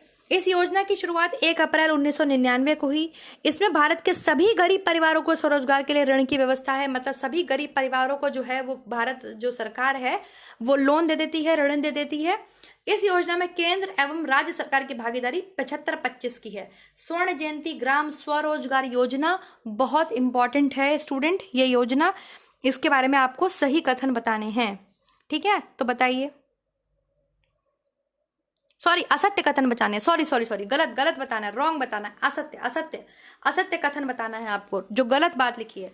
तो भाई इस योजना की शुरुआत 1 अप्रैल 1999 को हुई, ये बात बिल्कुल सही। हाँ, ऑप्शंस देख लो, 1, 2 और 3 या 1 और 3। पहले तो तुम असत्य कथन ही चुन लो, कौन सा कथन जो है वो रॉन्ग है। तो दूसरा रॉन्ग है। इसमें भारत के सभी गरीब परिवारों को रोजगार देने की बात नहीं कही है, बल्कि जो गरीब रेखा से नीचे वाले लोग हैं उनको इसमें कंसिडर किया जाता है। ठीक है, बाकी ये योजना आपके 1 अप्रैल 1999 को बिल्कुल सही है। और जो इसमें भागीदारी है सेंट्रल गवर्नमेंट की, राज्य सरकार की, वो 75-25 की है। मतलब 75 वैरी करेगी केंद्र और 25 कैरी करेगी आपके राज्य सरकार। ठीक है, जो भी है फाइनेंस डिस्ट्रीब्यूशन वगैरह वो 75% रहेगा केंद्र का, 25% रहेगा राज्य का। और 1 अप्रैल 1999 को ये स्टार्ट हुआ, बिल्कुल सही बात है। लेकिन ये जो गरीबी रेखा से भी नीचे वाले लोग हैं उसको इसमें कंसिडर किया गया। ऐसा नहीं कि आपने बोल दिया हम गरीब हैं हमें दे दो रोजगार, ऐसा नहीं है इसमें। ठीक है, क्वेश्चन नंबर 36 की तरफ चलते हैं। निम्नलिखित में से किस योजना के अंतर्गत परिसंपत्तियों का वितरण किया जाता है? किस योजना के अंतर्गत आपके परिसंपत्तियों का वितरण किया जाता है, बताइए। इंदिरा आवास योजना, स्वर्ण जयंती ग्राम स्वरोजगार योजना, सर्व शिक्षा अभियान, जिला स्वास्थ्य समिति। परिसंपत्तियों का वितरण किया जाता है तो आपके स्वर्ण जयंती ग्राम स्वरोजगार योजना, उसमें साफ साफ ये चीज लिखी हुई है कि इस योजना के अंतर्गत परिसंपत्तियों का वितरण किया जाता है। ओके, 37 की तरफ चलते हैं। व्यवस्था की प्रक्रिया के प्रथम सोपान के अंतर्गत योजना बनाई जाती है, क्वेश्चन हम कर चुके हैं। क्वेश्चन नंबर 38, प्रधानमंत्री ग्रामोदय योजना, प्रधानमंत्री ग्रामोदय योजना के अंतर्गत कौन से कार्य किए जाते हैं, बताइए। नया आवास निर्माण, पुराने आवास या अर्धनिर्मित आवास का उन्नयन, गांव में गरीबी रेखा से नीचे रहने वाले परिवारों को स्वरोजगार के लिए सहायता क्या करती है, या इसमें केवल केंद्र सरकार की भागीदारी है। जो प्रधानमंत्री ग्रामोदय योजना है उसमें कौन से काम किए जाते हैं प्रधानमंत्री ग्रामोदय योजना में? इसमें आपके नया आवास निर्माण करते हैं, सही बात है। पुराने आवास या अर्धनिर्मित आवास का उन्नयन, मतलब उनको रिकंस्ट्रक्ट किया जाता है। गांव में गरीबी रेखा से नीचे रहने वाले परिवार को स्वरोजगार प्रदान करता है आपके स्वर्ण जयंती ग्राम स्वरोजगार योजना, क्योंकि वो रोजगार प्रदान कर रहा है तो स्वर्ण जयंती ग्राम स्वरोजगार योजना। और इसमें केवल केंद्र सरकार की भागीदारी, ऐसा नहीं होता। कोई भी आपके जो प्रोग्राम है वो स्टेट गवर्नमेंट और सेंट्रल गवर्नमेंट दोनों के उससे चलते हैं। किसी में परसेंटेज सेंट्रल का ज्यादा होता है, किसी में स्टेट का, किसी में आपके दोनों की भागीदारी इक्वल होती है। लेकिन ऐसा नहीं है कि केवल केंद्र सरकार कोई प्रोग्राम लेगी और चला देगी। भाई उसको इंप्लीमेंट कराने के लिए स्टेट गवर्नमेंट की जरूरत होती है, उसमें लोकल बॉडीज की जरूरत होती है, तो ऐसा नहीं होता। तो इसमें आंसर क्या सही हो जाएगा? क्वेश्चन आपसे पूछा गया है प्रधानमंत्री ग्रामोदय की योजना के अंदर कौन से कार्य करते हैं, तो फर्स्ट एंड सेकंड करते हैं। भाई नए आवास बनाते हैं, पुराने आवास या जो आधे अधूरे बने आवास है उनका रिकंस्ट्रक्शन करते हैं। थर्ड और फोर्थ नहीं करते, तो फर्स्ट एंड सेकंड। 39 है ही नहीं, चलो 40 नंबर कर लेते हैं। निम्नलिखित में से किस देश के नेशनल असेंबली में सर्वाधिक जो परसेंटेज है वो महिलाओं का है? नेशनल असेंबली, ठीक है, उसमें कहाँ पर सबसे ज्यादा महिलाएं हैं, किस देश की नेशनल असेंबली में? तो आपके जो इसका आंसर है जो रवांडा है। ठीक है, इसको आप एक बार नेट पर बिल्कुल सर्च करेंगे और डेटा बिल्कुल एग्जैक्ट अपने पास लिखेंगे। किस देश की नेशनल असेंबली में आपके सबसे ज्यादा परसेंटेज है महिलाओं का? रवांडा में। Okay, now the next question is question number 41। परिणामों पर आधारित मूल्यांकन ऐसा होना चाहिए जो भावी प्रोग्रामों का मार्गदर्शन कर सके, यह कथन किसका है? परिणामों पर आधारित मतलब जो रिजल्ट आए हैं उस पर आधारित ऐसा मूल्यांकन करें, ऐसा इवैल्यूएशन करें जो आपके आने वाले प्रोग्राम को मार्गदर्शन कर सके। ये जो कथन है ये रणजीत जी का है, इसको आप समझ सकते हैं। ऐसे एक आध क्वेश्चन आ जाते हैं तो आप यहाँ पर अगर आपको पता है उसके बारे में तो आप आंसर कर सकते हैं, अदरवाइज कोई चॉइस नहीं रह जाती है ना। अब कितने आप याद भी करेंगे, कितनी डेफिनेशंस, कुछ भी पूछ सकते हैं एग्जामिनर। तो 42, गृह विज्ञान विषय के अनुसार प्रत्येक मानवीय क्रिया को सफल बनाने के लिए आवश्यक है क्या? आपको होम साइंस विषय के अनुसार कोई मानवीय क्रिया को सफल बनाने के लिए क्या आवश्यक है? औपचारिक शिक्षा, अनौपचारिक शिक्षा, कार्यक्रम नियोजन या सारणीन करेंगे आप? भाई हमें कोई भी मतलब चीज को प्लान करना है, किसी भी ह्यूमन एक्टिविटी को हमें जो है सफल बनाना है, तो हम प्रोग्राम प्लानिंग करेंगे। क्या करेंगे? प्रोग्राम प्लानिंग, कार्यक्रम नियोजन। कार्यक्रम नियोजन एक बहुत बड़ी चीज होती है, ठीक है। चलिए नेक्स्ट देखते हैं 43। निम्नलिखित में से कौन से सिद्धांत कार्यक्रम नियोजन से संबंधित आपके नहीं है? कौन से सिद्धांत कार्यक्रम नियोजन से संबंधित नहीं है, बताइए। अनुभूत जरूरतें, सामूहिक सहभागिता, लोचपूर्ण हो, व्यवहारिक हो। जो भी आप प्रोग्राम प्लान कर रहे हैं वो जरूरतों के हिसाब से हो, उसमें सबकी सहभागिता हो, ठीक है। अनुरूप जरूरतें का मतलब है अनुभूत जरूरतें, आपकी जरूरतें उसमें पूरी हो रही हो, सभी का सामूहिक सहभागिता मतलब कोऑपरेशन हो आपके पास। वो लोचपूर्ण हो, व्यवहारिक हो। लोचपूर्ण मतलब फ्लेक्सिबल हो, रिजिड ना हो। व्यवहारिक हो मतलब बिहेवियरल हो, बिहेवियरल चेंजेस लाने वाला हो। मनोरंजक हो, दार्शनिक हो। मूल्यांकन एवं उपलब्धता। तो आपसे पूछ रहा है कौन सा संबंधित नहीं है सिद्धांत। तो जब हम सिद्धांत की बात करते हैं स्टूडेंट्स, प्रोग्राम प्लानिंग के स्पेशली, हम किसी भी प्रोग्राम को करने के लिए प्रोग्राम प्लानिंग करते हैं तो कोई भी प्रोग्राम हमारी जो जरूरतें हैं वो पूरा कर रहा हो, सबसे पहली बात, और हर किसी का उसमें हमें सहयोग हो, ठीक है। तो पहला तो बिल्कुल सही है। वो लोचपूर्ण हो और व्यवहारिक हो। लोचपूर्ण का मतलब फ्लैक्सिबल हो, उसमें फ्लैक्सिबिलिटी हो, कहीं पर हमें अगर चेंजेस लाना पड़े तो हम चेंजेस ला पाए। ऐसा नहीं कि रिजिड हो, एकदम टफ हो कि नहीं भैया यही रूल्स एंड रेगुलेशंस है, हम चेंज नहीं कर सकते, ऐसा नहीं होना चाहिए। कोई भी प्रोग्राम फ्लैक्सिबल होना चाहिए, अकॉर्डिंग टू यूज होना चाहिए, और व्यवहारिक होना चाहिए मतलब बिहेवियरल एस्पेक्ट पर कंसीडर करना चाहिए, लोगों के व्यवहार में परिवर्तन लाए। केवल मनोरंजन के लिए और दार्शनिकता के लिए कि बस लोग आए ताली बजा के चले जाएं, ठीक है, फिलॉसफी झाड़ के चले जाएं, ऐसा प्रोग्राम नहीं होना चाहिए। मूल्यांकन हो, उपलब्धता हो। हमें हर प्रोग्राम को लास्ट में, आपने तो पढ़ा ही है, कोई भी प्रोग्राम बनाने के लिए पहले हम प्लानिंग करते हैं, देन फिर हम ऑर्गेनाइजेशन करते हैं, देन फिर हम कंट्रोलिंग करते हैं, देन फिर हम इवैल्यूएशन करते हैं। तो इवैल्यूएशन तो बिल्कुल करेंगे, है ना, लेकिन हम प्रोग्राम इसके लिए नहीं बनाते हैं कि बस वो, मतलब ये सिद्धांत नहीं होता प्रोग्राम का कि वो मनोरंजक ही होगा, वो आपको दार्शनिकता ही प्रदान करेगा या मनोरंजक ही होगा, तो ऐसा कुछ नहीं है, ठीक है। तो कौन सा सिद्धांत नहीं है? मनोरंजक और दार्शनिकता। जिसने ऑप्शन नंबर सही 3 दिया है बिल्कुल सही दिया है। Question number 44। महात्मा गांधी राष्ट्रीय ग्रामीण जो आपके योजना है, जिसे आप मनरेगा बोलते हैं, ये अधिनियम कब स्टार्ट हुआ? ये अधिनियम आपके कब आया? फटाफट से आंसर कर दीजिए। बहुत इजी क्वेश्चन है और बहुत इंपॉर्टेंट क्वेश्चन है मनरेगा के बारे में, और ये आज भी आपके लागू है ये देश में। जब आप एक्सटेंशन एजुकेशन की बात करते हैं तो एक्सटेंशन एजुकेशन आपकी कम्युनिटी डेवलपमेंट में बात करता है, टेक्नोलॉजी के डेवलपमेंट में बात करता है, इंफ्रास्ट्रक्चर के डेवलपमेंट में बात करता है, ठीक है। इंफ्रास्ट्रक्चर मतलब किस तरीके से आप संरचना बदल सकते हैं अपने देश की, बहुत सारे एस्पेक्ट में बात करता है एक्सटेंशन एजुकेशन। तो उसी एस्पेक्ट में एक एस्पेक्ट में आपके आता है मनरेगा, जो इंफ्रास्ट्रक्चर को चेंज करने की ताकत रखता है। और ये जो है आपके प्रोग्राम, ये 2 फरवरी 2006 को आपके आंध्र प्रदेश के बांदीवली जिले से स्टार्ट हुआ था, ठीक है। प्रारंभ में ये योजना आपके 200 जिलों में चल रही थी। मतलब प्रारंभ में इस योजना के तहत पूरे देश के 200 जिलों में जो है इसको चुना गया था, इस प्रोग्राम को। और वर्तमान में ये जो है योजना भारत के सब जिलों में लागू है। 2008 को ये जो योजना है वो पूरे भारत में लागू कर दी गई थी। मनरेगा के बारे में आपको पढ़ा चुकी हूं मैं, समझ में आ रहा है आपके? क्लियर हो गया? स्टार्ट कब हुआ था, शुरुआत कब हुई थी? 2 फरवरी 2006 से। चलिए नेक्स्ट 42 क्वेश्चन की तरफ चलते हैं। 45। कार्यक्रम नियोजन के लाभ क्या हैं? बताइए। प्रोग्राम प्लानिंग आप कर रहे हैं तो इसके क्या लाभ हैं प्रोग्राम प्लानिंग के? यह लोगों को आर्थिक और राजनीतिक रूप से सशक्त बनाता है। अगर आप कोई भी प्रोग्राम कर रहे हैं, इसमें संसाधनों का अपव्यय रोकना संभव है। मतलब जो रिसोर्सेज हमारे पास अवेलेबल है उसको हम बेकार होने से बचा सकते हैं और इससे कुशलता भी बढ़ती है। थर्ड है कि इसमें नेतृत्व का विकास होता है। लीडरशिप क्वालिटी बहुत इंपॉर्टेंट होती है। What is the difference between in leader and the boss? Boss आपको ऑर्डर देता है, हाँ, और लीडर आपके साथ चलता है, ठीक है। I am your leader, I am not your boss. मैं कौन हूँ? आपकी लीडर हूँ, आपके साथ चलती हूँ, आपको जहाँ दिक्कत होती है वहाँ आपको फैसिलिटेट करती हूँ। आई एम योर मेंटर, ठीक है, मैं आपको फैसिलिटेट करती हूँ। तो हम कोई भी प्रोग्राम बनाते हैं तो वो नेतृत्व का विकास करता है। भाई हम प्रोग्राम बना रहे हैं तो हम आके लोकल पर्सन को यूज करेंगे ना, उसके अंदर लीडरशिप क्वालिटी का डेवलपमेंट होगा, इसको स्थानीय सहयोग भी मिलेगा, मतलब लोकल लोगों का साथ भी मिलेगा। यह भविष्य में आने वाली समस्याओं को रोकता है। तो बताइए कार्यक्रम नियोजन के क्या क्या लाभ है? ये 3 लाभ हैं, 2 3 है, 2 3 4 है, या ये सभी लाभ हैं? देखिए दिख रहा है ना आपको भैया? इसमें आंसर जो जाएगा स्टूडेंट्स 2 3 और 4 होगा। कोई भी हम प्रोग्राम बनाते हैं वो हम किसी को आर्थिक और राजनीतिक रूप से सशक्त बनाने के लिए नहीं बनाते हैं। भैया हमने कोई भी प्रोग्राम नहीं बनाया तुम्हारे लिए कि तुम्हें राजनीति में वोट मिल जाएगा या तुम जो है पैसे वाले हो जाओगे। नहीं जी, कोई भी प्रोग्राम जो बनाया जाता है वो किसी को भी आर्थिक और राजनीतिक रूप से सशक्त नहीं बनाता। हाँ, हम ऐसे आपको मतलब ट्रेंड कर सकते हैं कि आप खुद को आर्थिक रूप से मजबूत बना सके, है ना।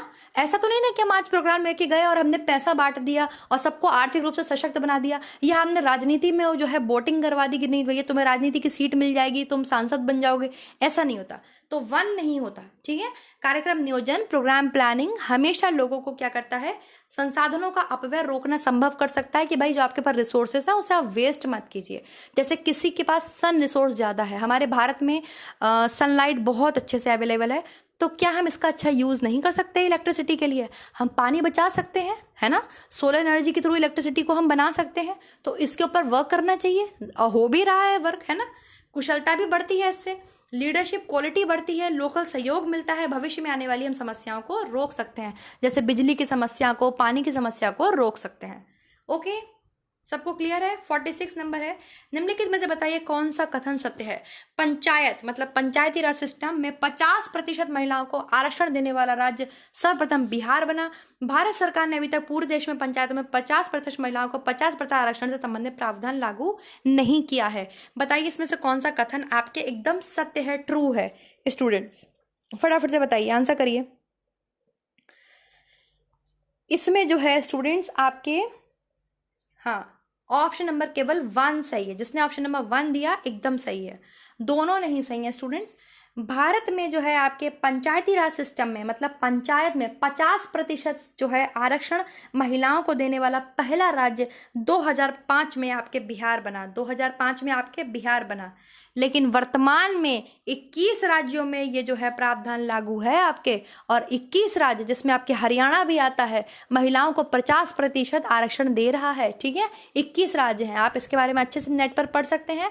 आपको मेन चीज़ ये पता होनी चाहिए कि पंचायती राज सिस्टम में महिलाओं को कितना आरक्षण है, 50% आरक्षण है, ठीक है। कितना आरक्षण है मतलब पंचायत में कितनी लेडीज खड़ी हो सकती हैं, 50% उनको आरक्षण है कि भाई वो खड़ी हो सकती है पंचायती राज सिस्टम में, है ना, पंचायत के लिए। तो ये आपके पहला ऑप्शन बिल्कुल सही है, बट दूसरा गलत है। भारत सरकार ने पूरे देश में जो है आरक्षण 50% है महिलाओं को, और अब तक 21 राज्यों में ये लागू भी है। क्लियर है? क्वेश्चन नंबर 47, समाज के सदस्य के रूप में गौरव बढ़ाने वाली महिलाओं की सूची में शामिल नहीं है। ऐसी कौन सी महिलाएं हैं इनमें से जिन्होंने समाज का कोई गौरव नहीं बढ़ाया, मतलब गौरव बढ़ाने वाली महिलाओं में आप उनको यूज नहीं करेंगे सोसाइटी के लिए? Indira Gandhi, Lakshmibai, Mother Teresa, Margaret Thatcher, Phoolan Devi, Chhailabai, Sonia Gandhi, Uma Bharti. तो ऑब्वियसली भाई इंदिरा गांधी और लक्ष्मीबाई जी का नाम तो हम बहुत मतलब समझते हैं। इंदिरा गांधी जी तो हमारी प्राइम मिनिस्टर थी, आयरन लेडी थी वो इंडिया की। लक्ष्मीबाई जी को तो कौन नहीं जानता, झांसी की रानी। मदर टेरेसा कौन नहीं जानता, मार्गरेट थ्रेचर, दोनों ने आपके सोसाइटी के लिए बहुत काम किया है, समाज के लिए। सोनिया गांधी, उमा भारती को कौन नहीं जानता? भाई हमारे देश की बहुत बड़ी लीडर्स हैं, पॉलिटिशियंस हैं, जो अपनी अपनी जो है जो क्या बोलते हैं, अपनी अपनी पार्टीज को प्रमोट करती हैं, और इतनी बड़ा नाम है सोनिया गांधी और उमा भारती।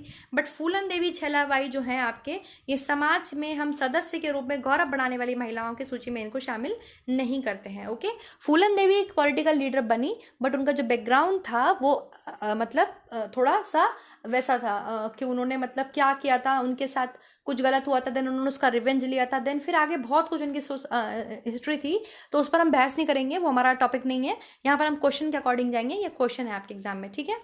नेक्स्ट क्वेश्चन करेंगे 48, घरेलू बजट बनाते समय, अरे इसमें बजट कहाँ से आ गया, चलो खैर आ गया तो कोई बात नहीं है। घरेलू बजट बनाते समय हमें किस बात की सावधानी रखनी चाहिए। होम साइंस पढ़ रहे हैं तो बजट तो कहीं भी आ सकता है ना। बजट में छोटे छोटे खर्चों का भी ब्यौरा रखें, आप जो भी खर्च कर रहे हैं, एक्सपेंड कर रहे हैं, एक्सपेंडिचर्स का ब्यौरा रखें। योजना बनाकर ही रुपए को खर्च करें। अरे बड़ा सरल क्वेश्चन है, दोनों करें या दोनों में से कोई भी ना करें। आप अपने घर का बजट बना रहे हैं तो किस बात का ध्यान रखेंगे, किस बात की सावधानी रखेंगे। हमेशा आपने आज अगर मान लीजिए 50 रुपये भी खर्च किए हैं, 100 रुपये, मतलब आपको डेली अपने जो खर्चे हैं उसको लिखना चाहिए कॉपी में, एक डायरी में मेंटेन करना चाहिए। फिर महीने में उसको जोड़ना चाहिए कि हमारा महीने भर में कितना खर्चा हुआ। योजना बनाकर ही हमें रुपए को, अपने मनी को खर्च कर देना चाहिए। ये नहीं आज मेरी सैलरी आए उड़ा दी जाके पूरी पब में, ठीक है। तो उपरोक्त दोनों, ऑप्शन नंबर सी जिसने दिया, वेरी गुड। 49 की तरफ चलते हैं स्टूडेंट। निम्नलिखित में से आप असत्य कथन का चयन कीजिए। भारत में प्रत्येक राजनीतिक दल में आपके जो है, राजनीतिक दल मतलब जो आपके पॉलिटिशियंस की बात हम कर लेते हैं, पॉलिटिकल की बात कर लेते हैं, उसमें अपने उम्मीदवारों में महिलाओं के लिए 30% आरक्षण है, ठीक है, मतलब 30%। यहाँ पे हम किसकी बात कर रहे हैं, राजनीति की। यहाँ पर हम उसकी बात नहीं कर रहे हैं स्टूडेंट, पंचायती राज सिस्टम की बात नहीं कर रहे हैं, राजनीति की बात कर रहे हैं, ठीक है। तो राजनीति में मतलब 30% आरक्षण जो है वो महिलाओं को है। इसके बाद है कि ऐसा करने वाला प्रथम राजनीतिक दल क्षेत्रीय आसामगढ़ है, मतलब आसाम में सबसे पहले ऐसा किया गया था। तो बताइए इसका क्या आंसर हो जाएगा स्टूडेंट, फटाफट से आंसर करिए।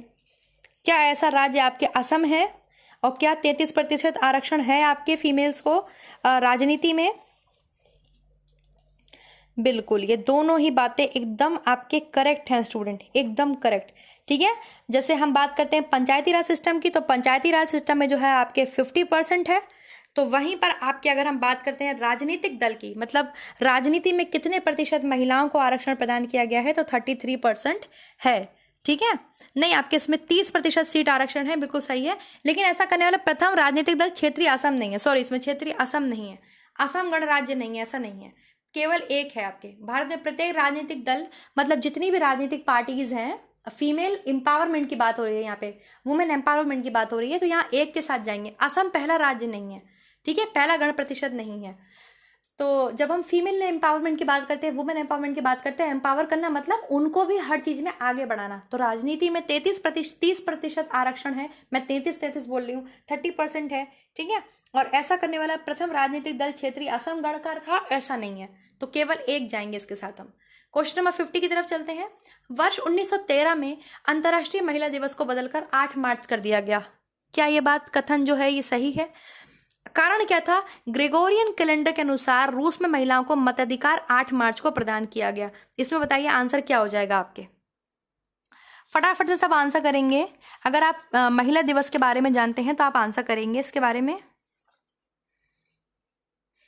देखिए ये बातें दोनों एकदम सही हैं, ठीक है। 1913 1914 में, इसके बारे में आप पढ़ेंगे नेट पर तो दिया हुआ है 1913 और 1914 में। मैं इसका स्क्रीनशॉट लगाना भूल गई, इसमें मैं उस पर टेलीग्राम पे ये स्क्रीनशॉट शेयर कर दूंगी। मैंने इसका स्क्रीनशॉट सर्च करके लगाया था, मैं टेलीग्राम पे शेयर करूंगी, सब लोग वहां देखेंगे। 1913 1914 में जब अंतर्राष्ट्रीय महिला दिवस मतलब इंटरनेशनल वुमेन डे को 8 मार्च फिक्स कर दिया गया, ठीक है, 8 मार्च फिक्स कर दिया गया। इसका रीजन जो था ये नहीं था कि ग्रेगोरियन कैलेंडर के अनुसार रूस में महिलाओं को मताधिकार 8 मार्च को प्रदान किया गया, बट ये बातें दोनों सही हैं, ये बातें दोनों सही हैं, ठीक है। तो ए और आर दोनों सही हैं, लेकिन आर ए की सही व्याख्या नहीं है। ऐसा नहीं है कि ग्रेगोरियन कैलेंडर जो था, जो कैलेंडर है ग्रेगोरियन कैलेंडर का एक टाइप है, ठीक है, तो ऐसा नहीं था कि इसके अनुसार रूस कैलेंडर है कि रूस में महिलाओं को मताधिकार 8 मार्च को प्रदान किया गया तो भैया जो है अंतर्राष्ट्रीय महिला दिवस 8 मार्च को मनाने लगे, ऐसा नहीं था। लेकिन ये बात सही है कि 1913 से 1914 में जो इंटरनेशनल वुमेन डे है वो 8 मार्च फिक्स कर दिया गया। और क्यों, इसका रीजन ये नहीं है कि ग्रेगोरियन कैलेंडर के अनुसार रूस में महिलाओं को मताधिकार 8 मार्च को प्रदान किया गया, ये बात लेकिन दोनों सही है। तो आर ए सही है, लेकिन आर ए की सही व्याख्या नहीं है, क्लियर है, एक्सप्लेनेशन नहीं है। क्वेश्चन नंबर 51, प्रत्येक जिले में स्वास्थ्य समिति क्या करती है? परिवार नियोजन कैंप का आयोजन करती है, स्वास्थ्य मेले का आयोजन करती है, इनामी लक्की ड्रॉ का आयोजन करती है स्टूडेंट्स, ये सबका करती है? बताइए फटाफट से आंसर कर दीजिए बहुत तेजी के साथ। आपने एक मेले में, आपने प्रत्येक जिले में जो हमारी स्वास्थ्य कमेटी होती हैं, स्वास्थ्य कमेटीज होती हैं, वो क्या करती हैं? बिल्कुल, ये सब कुछ करती हैं। क्या क्या करती हैं? सब कुछ करती हैं। परिवार नियोजन कैंप भी लगाएंगी, मेला भी लगा सकती हैं, इनामी लक्की ड्रॉ का आयोजन कर सकती हैं जिससे लोग आएँ, थोड़ा मतलब लाभान्वित हों या मतलब इंटरेस्ट जगाएं अपना। तो उपरोक्त सभी। क्वेश्चन नंबर 52 की तरफ चलते हैं। ग्रामीण स्वच्छता कार्यक्रम के विषय में स्टूडेंट्स क्या असत्य है? ग्रामीण स्वच्छता कार्यक्रम, जो गांव में आपके स्वच्छता कार्यक्रम है, इसके बारे में क्या चीज असत्य है आपको बतानी है। तो बताइए। राष्ट्रीय स्तर पर यह कार्यक्रम आपके असफल हो गया। इसके अंतर्गत जिला शिक्षा अधीक्षक के माध्यम से सभी विद्यालयों में शौचालय सुविधा जो है आपके प्रदान की गई। वर्तमान समय में यह पूर्ण स्वच्छता अभियान के तहत किया जा रहा है, कार्य किया जा रहा है। तो कौन सी बात इसमें जो है वो गलत है? गलत। ग्रामीण स्वच्छता कार्यक्रम की अगर हम बात करें, गांव गांव में स्वच्छता कार्यक्रम की अगर हम बात करें, तो क्या चीज गलत है? ऑप्शन है आपके सामने, फर्स्ट, सेकंड, फर्स्ट, थर्ड, केवल फर्स्ट या केवल थर्ड। भैया केवल फर्स्ट स्टूडेंट, केवल फर्स्ट। ऐसा नहीं है कि नेशनल लेवल पे जो आपके स्वच्छता कार्यक्रम है वो असफल हो गया है। जो आपके स्वच्छता कार्यक्रम है वो असफल है, बिल्कुल सफल है। बहुत बहुत सिटीज ने अपने आप को बहुत क्लीन किया है स्वच्छता कार्यक्रम से। बहुत से ऐसे गांव हैं जिनकी शक्लें बदल गई है ना। शौचालय भी उपलब्ध कराए गए हैं गांव में, सुलभ शौचालय जिन्हें आप बोलते हैं कि मतलब खुले में शौच नहीं करना है ना। और वर्तमान समय में तो ये संपूर्ण स्वच्छता अभियान के तहत किया जा रहा है। जो आपके संपूर्ण स्वच्छता अभियान है, जो कि बहुत बड़ा अभियान है, जिसमें आपके गांव गांव को, गली गली को, मोहल्ले को, शहर को, नगर को, सबको साफ रखना है। तो केवल एक बात गलत है कि ऐसा नहीं है कि नेशनल लेवल पे ये प्रोग्राम हमारा फेल हो गया। नेक्स्ट क्वेश्चन की तरफ चलेंगे। ग्रामीण विकास अभिकरण के अंतर्गत भारत सरकार द्वारा देश के प्रत्येक राज्य में कौन से कार्यक्रम का संचालन नहीं करते हैं? ग्रामीण विकास अभिकरण के मतलब हम यहाँ बात कर रहे हैं रूरल डेवलपमेंट की। तो रूरल डेवलपमेंट के लिए भारत सरकार, देखिए हर किसी के डेवलपमेंट के अलग अलग प्लान्स होते हैं। जैसे एजुकेशन के डेवलपमेंट के अलग हैं, रूरल डेवलपमेंट के अलग हैं, न्यूट्रिशन के लिए अलग हैं, ठीक है, आपके टीकाकरण के लिए अलग हैं। तो सबके अलग अलग प्रोग्राम्स हैं। क्लियर है? कुछ आपके फीमेल्स के लिए काम कर रहे हैं, कुछ आपके जो है यूथ के लिए काम कर रहे हैं। तो सबके प्रोग्राम्स अलग हैं स्टूडेंट। तो इसमें कौन सा नहीं है? प्रत्येक राज्य में नहीं, कौन सा जो है वो आपके ग्रामीण विकास की बात नहीं करता? स्वर्ण जयंती ग्राम स्वरोजगार योजना करता है, इंदिरा आवास योजना करता है, प्रधानमंत्री ग्रामोदय उद्योग करता है, सर्व शिक्षा अभियान नहीं करता। सर्व शिक्षा अभियान आपके एजुकेशन से संबंधित, शिक्षा से संबंधित जो है वो है। अब आप लोग बोलोगे क्या मैम वो गांव की शिक्षा की बात नहीं करता, क्या वो शहर की शिक्षा की बात नहीं करता? ऐसा नहीं है। हम अगर केवल रूरल डेवलपमेंट के स्टूडेंट्स बात करते हैं, केवल रूरल डेवलपमेंट की बात करते हैं, तो गांव के विकास के लिए जो है आपके ये सारे प्रोग्राम्स हैं। सर्व शिक्षा अभियान सबकी शिक्षा की बात करता है, ठीक है, केवल गांव के विकास की बात नहीं करता, केवल गांव की शिक्षा की बात नहीं करता। उसके नाम में ही लिखा है कि सबको शिक्षा मिले, सर्व शिक्षा अभियान। ठीक है, चलिए वेरी गुड, सबका आंसर ठीक है जिसने भी डी ऑप्शन आंसर दिया है। 54, जिला स्वास्थ्य समिति स्वास्थ्य मेले में क्या करती है? जो जिला स्वास्थ्य समिति होती है, डिस्ट्रिक्ट लेवल पे जो स्वास्थ्य समिति होती है और स्वास्थ्य मेला लगाया इन्होंने, तो क्या करती हैं ये? एड्स अन्य गंभीर बीमारियों की जांच करती हैं। ये एड्स है, किसी को अन्य गंभीर बीमारी है, उसकी जांच करती हैं। सामान्य ओपीडी की व्यवस्था करती हैं। टीबी, कुष्ठ, फाइलेरिया की जांच करती हैं। उससे संबंधित दवाओं का वितरण करती हैं। तो आपने देखा होगा जगह जगह एड्स के कैंप लगते हैं, गांव में या आपके जिला में एड्स से रिलेटेड कैंप लगते नहीं लगते हैं, अवेयरनेस कैंप लगते हैं। नॉर्मल ओपीडी की भी व्यवस्था करते हैं कि भाई लोग आके दिखा सकते हैं, डॉक्टर्स बैठते हैं, लाओ भाई दांतों का चेकअप करवा लो। कहते नहीं वो दांत का डॉक्टर, आज दांत वाले बैठे हैं, दांत का चेकअप हो रहा है। टीबी, कुष्ठ, फाइलेरिया की जांच संबंधित दवाओं का वितरण करते हैं। एकदम सही बात है, ये सभी बातें एकदम करेक्ट है। जिला स्वास्थ्य समिति जो है वो स्वास्थ्य मेला लगाती ही इसलिए है कि भाई लोग आए, एटलीस्ट अपनी समस्याएं तो बताएं आकर के हमें। नेक्स्ट क्वेश्चन, क्वेश्चन नंबर 55, प्रसार शिक्षा का सिद्धांत निम्नलिखित में से कौन सा है? बताइए। ग्रामीणों को शहर की ओर आकर्षित करना सिद्धांत है प्रसार शिक्षा का। कुप्रथाओं में बदलाव से इनकार कर देना है सिद्धांत प्रसार शिक्षा का। ग्रामीण समुदाय का सर्वांगीण विकास करना है, या उपरोक्त सभी? फटाफट से सब आंसर करेंगे क्वेश्चन नंबर 55 का। हाँ, बहुत तेजी के साथ आंसर आप सबका आ रहा है। जिसने भी आंसर दिया है ऑप्शन नंबर सी एकदम करेक्ट है। प्रसार शिक्षा का सिद्धांत ये नहीं है कि आप गांव को शहर की ओर आकर्षित कर दें, गांव वाले से बोलो कि ये बेकार है, गांव वाओ छोड़ो और बाहर जाओ शहर। ऐसा नहीं है, ऐसा नहीं होता है। प्रसार शिक्षक का काम है ये कि भाई वो रोक के रखे उन्हें। इसलिए इतने सारे एक्सटेंशन एजुकेशन खुद स्टार्ट ही इसलिए हुआ कि एग्रीकल्चर को बढ़ावा दे सकें, गांव का पलायन रोक सकें, है ना, कृषि को बढ़ावा दे सकें। क्योंकि अगर कृषि खत्म हो जाएगी हमारे देश में तो भैया इतनी जनसंख्या खाएगी क्या? रिसोर्सेस क्या है हमारे पास, कृषि हमारे पास है, ये तो हमारी बहुत बड़ी ताकत है ना। कुप्रथाओं में जो कुप्रथाएं हैं, सती प्रथा है या किसी में बाल विवाह है, उसको बदलने से मना कर दे एक्सटेंशन एजुकेशन जो दे रहा है, ऐसा नहीं है। तो ग्रामीण समुदाय का सर्वांगीण विकास, उसका सोशल, उसका आपके पर्सनल, उसका कल्चरल, हर तरीके का विकास करना आपका सिद्धांत है। नेक्स्ट क्वेश्चन देख स्टूडेंट, प्रसार शिक्षा के सिद्धांतों में से निम्नलिखित में से कौन सा नहीं है। वहां पर आपसे क्या पूछा था, कौन सा है, आप पूछ रहे हैं कौन सा नहीं है, बताइए। कार्यक्रम जनता की रुचि के अनुसार हो, जो आपके प्रसार शिक्षा है उसमें जो कार्यक्रम है वो जनता की रुचि के अनुसार हो, सांस्कृतिक परिवर्तन का सिद्धांत हो, शहर उन्मुखी रोजगार की तलाश हो, या ये सभी। कौन सा नहीं है स्टूडेंट्स, बहुत ध्यान से आप आंसर करेंगे, ऐसा नहीं है कि आप एकदम से आंसर कर देंगे, इसका सोच समझ के आंसर करिए स्टूडेंट्स। अगर हम आपके गांव की बात कर रहे हैं, प्रसार शिक्षा की बात कर रहे हैं, तो इसमें से कौन सा नहीं है, ठीक है।